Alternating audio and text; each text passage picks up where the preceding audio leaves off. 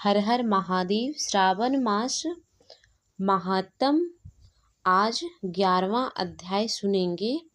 तो चलिए सुनते हैं। सनत कुमार बोले, हे देव, श्रावण मास के 12 वारों के सभी व्रत को मैंने आपसे सुना, किंतु आपके वचनामृत का पान करके मेरी तृप्ति नहीं हो रही है। हे प्रभु, श्रावण के समान अन्य कोई भी मास नहीं है, ऐसा मुझे प्रतीत होता है। अतः आप तिथियों का महत्व बताइए। ईश्वर बोले, हे सनत कुमार, मासों में कार्तिक मास श्रेष्ठ है।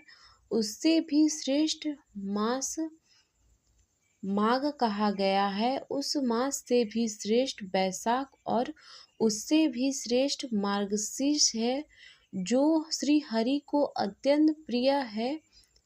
विश्व रूप भगवान से उत्पन्न होने से यह चारों मास मुझे प्रिय है, किंतु 12 मासों में श्रावण तो साक्षात शिव का रूप है। हे सनत कुमार, श्रावण मास में सभी तिथियां व्रत युक्त है, फिर भी मैं उनमें प्रधान रूप से कुछ उत्तम तिथियों को आपको बता रहा हूँ। सर्वप्रथम मैं तिथि तथा वार से मिश्रित व्रत आपको बताता हूँ। श्रावण मास में जब प्रतिदिन तिथि में सोमवार हो तो उस महीने में 5 सोमवार पड़ते हैं।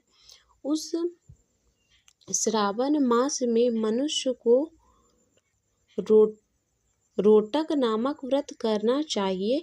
यह रोटक नामक व्रत 3.5 महीने का भी होता है।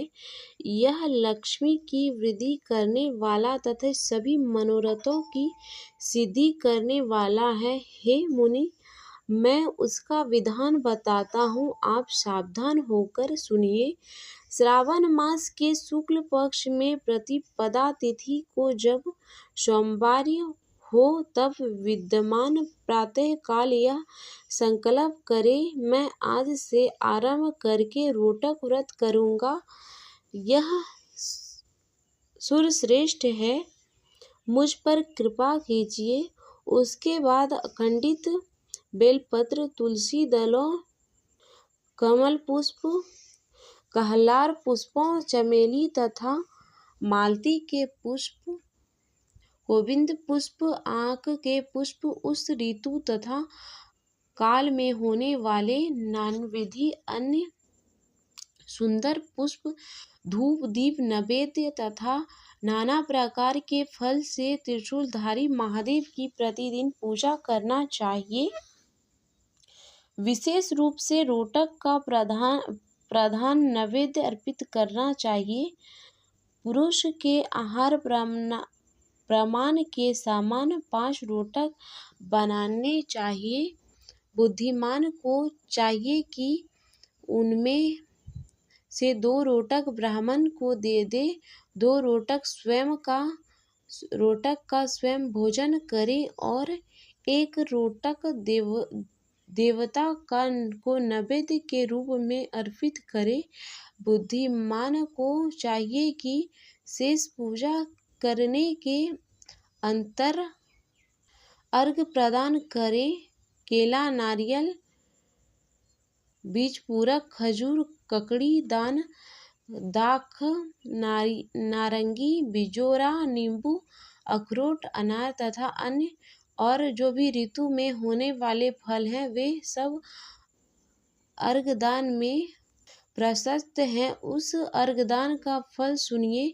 7 समुद्र सहित पृथ्वी का दान करके मनुष्य जो फल प्राप्त करता है, वही फल विधि पूर्वक इस व्रत को करने वह पा जाते हैं। विपुल धन की इच्छा रखने वाले को यह व्रत 5 महीने तक रखना चाहिए। इसके बाद रोटक नामक व्रत का उद्यापन करना चाहिए। उद्यापन कृत्य के लिए सोने तथा चांदी के रोटक बनाकर प्रथम दिन अधिवास करके प्रातःकाल शिव मंत्र के द्वारा हवन करें। हे तात, इस विधि से व्रत के संपन्न किए जाने पर मनुष्य सभी वांछित फलों को प्राप्त कर लेता है। हे सनत कुमार, अब मैं द्वितीय के शुभ व्रत का वर्णन करूँगा, जिसे श्रद्धापूर्वक करके मनुष्य लक्ष्मीवान तथा पुत्रवान हो जाता है। औदंबर नामक वह व्रत पाप का नाश करने वाला है। शुभ सावन का महीना आने पर द्वितीया तिथि को प्रातः काल संकल्प करके बुद्धिमान को विधि पूर्वक व्रत करना चाहिए। इस व्रत को करने वाला स्त्री हो या पुरुष, वह सभी संपदाओं का पात्र हो जाता है। इस व्रत में प्रत्येक गुलर के वृक्ष की पूजा करनी चाहिए, किंतु गुलर वृक्ष न मिलने पर दीवार पर वृक्ष का आकार बनाकर इन 4 नाम मंत्रों से भी उनकी पूजा करनी चाहिए। हे उदुबर, आपको नमस्कार है। हे हेमपुष्पक, आपको नमस्कार है। जंतु सहित फल से युक्त तथा रक्त अंडुतल्य फल वाले, आपको नमस्कार है। इससे अधिदेवता शिव तथा शुक्र की भी पूजा गुलर के वृक्ष में करनी चाहिए। इसके 33 फल लेकर 3 बराबर भागों में बांट लेना चाहिए।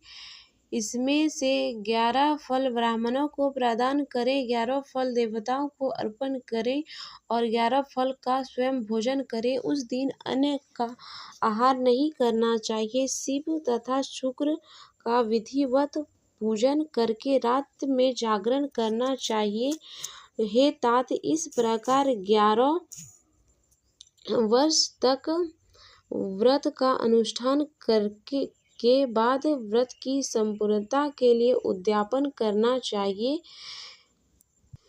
सुवर्णमय फल, पुष्प तथा पात्र सहित एक गुलर का वृक्ष बनाए और उसमें शिव तथा शुक्र की प्रतिमा का पूजन करें। उसके बाद प्रातः काल होम करके गुलर के शुभ कोमल तथा छोटे छोटे 108 फलों से तथा गुलर की समिदाओं से तिल तथा घी सहित होम करें। इस प्रकार होम कृत्य समाप्त करके आचार्य की पूजा करें। उसके बाद सामर्थ्य अनुसार 100 अन्यथा 10 ब्राह्मणों को ही भोजन कराएं। हे वत्स, इस प्रकार व्रत किए जाने पर जो फल होता है उसे सुनिए।